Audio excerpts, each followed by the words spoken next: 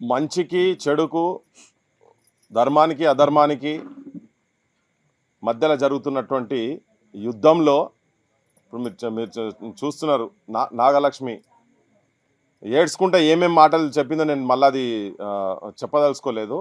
తెలంగాణ పల్లెలల్లో ఒక పీజీ చదివిన ఒక టీచరు ఒక పంతులమ్మ ఏడ్చుడు అనేది ఈ చీకట్లో ఇదంత మంచిది కాదు, తెలంగాణకు మంచిది కాదు. ఈ రౌడీజము గుండాలు ఇట్లా ఊర్లల్లో పెట్టరేగిపోతేనే నక్సలిజం పుట్టింది, పోరాటాలు పుట్టినాయి, జనం తుపాకీ పట్టిండ్రు.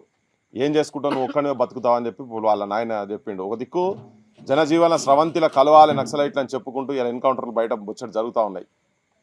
అరాచకం ఏంటంటే రాష్ట్రంలో ఎక్కడ ఏ సమస్య వచ్చినా ప్రజాపక్షంలో ఉన్నటువంటి మీడియా యజమానులు వీడికి వచ్చి కూర్చుంటే పేర్లు పెట్టి బయట స్లోగన్స్ ఇచ్చి బూతులు మాట్లాడుతున్నారు. విన్నాం, మేము ఇప్పటిదాకా విన్నాం. తెలంగాణ ప్రజలు అర్థం చేసుకోవాలి,